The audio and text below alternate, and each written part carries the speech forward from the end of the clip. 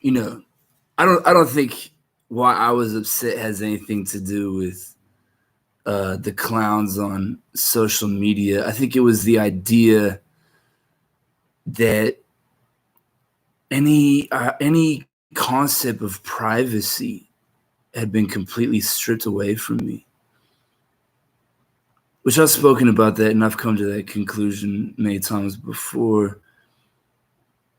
But I just, I felt like a cornered cat, but you're never supposed to do that, But I felt like I was just absolutely cornered, And it's just like for the rest of my life, I won't have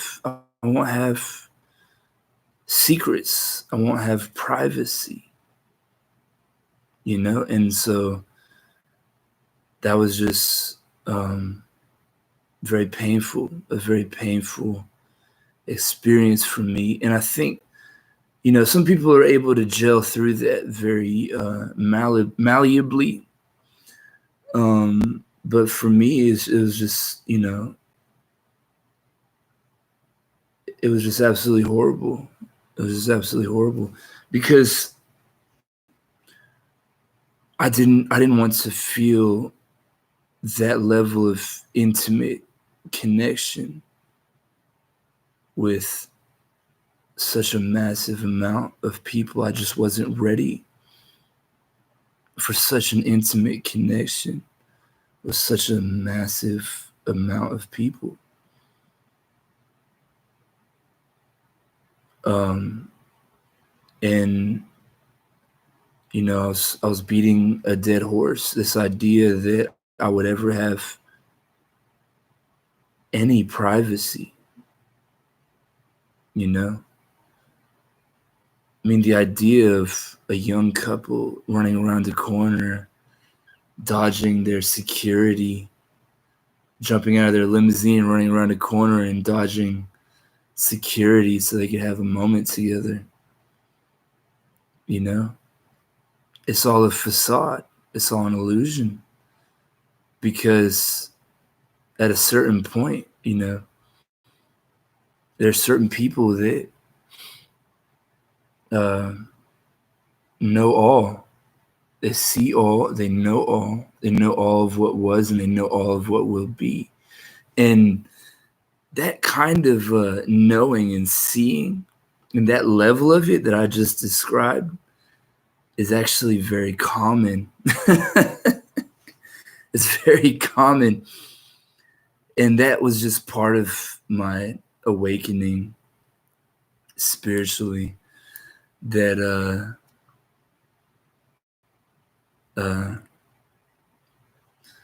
I would never be alone again. I would never be alone.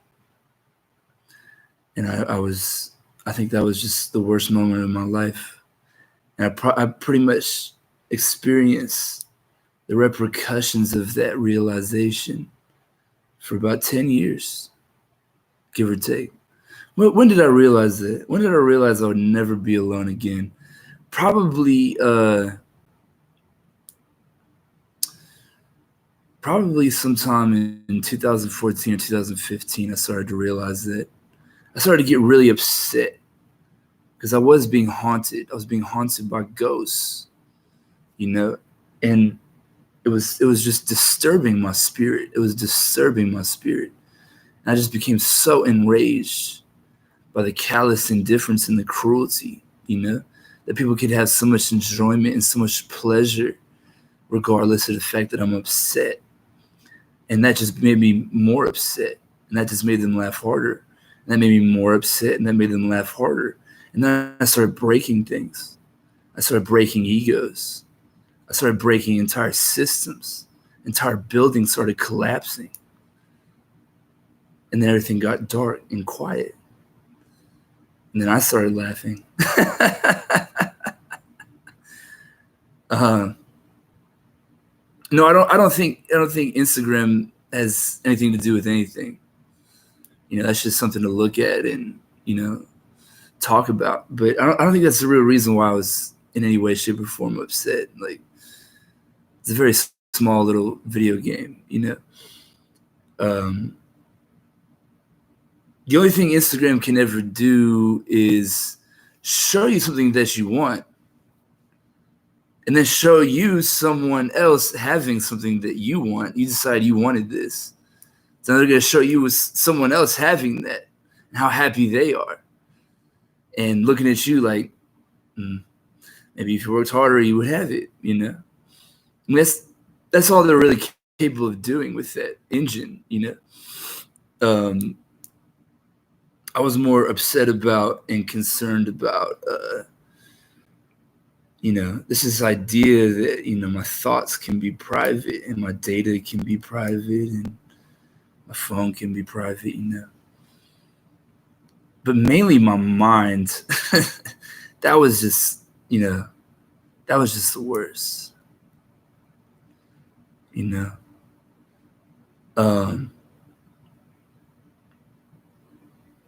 And it was, you know, so alarming for me because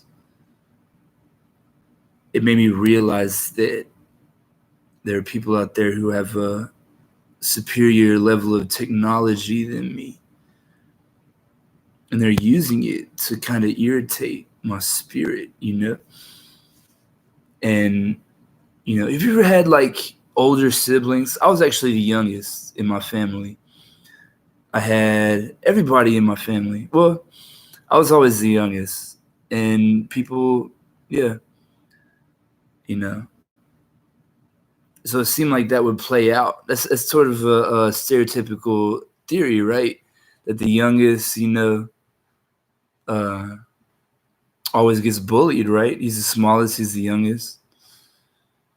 But what you don't realize is the youngest has spiritual power, you know, very big energy, you know, and all the jokes, the consistent jokes formed against the youngest, you know, just really woke up your own fucking horrible experience that you just had. You know, because, you know, when I was in jail, you know, because I'm very connected, you know, so I'm very well connected spiritually to so many people, and they put me in like such a horrible situation in those jail cells, and I know people could empathize with the emotional state that I was in. People far weaker than myself, and it just crushes you. It just absolutely crushes you. So, you know, I love, you know, I think the most satisfying experience throughout my story is finding the fucking smiling face fuck off clowns that love to show off that they have more than I do, and just fucking cutting their heads off, you know, their fucking jokes talking about how they have access to more material, you know, they're better connected than me, more money, more women, more power, more everything. And they're laughing and making fun of me all the time. And then I show up to their place of business and I take a knife and I cut their fucking heads off. I think that was the most satisfying experience of this summer.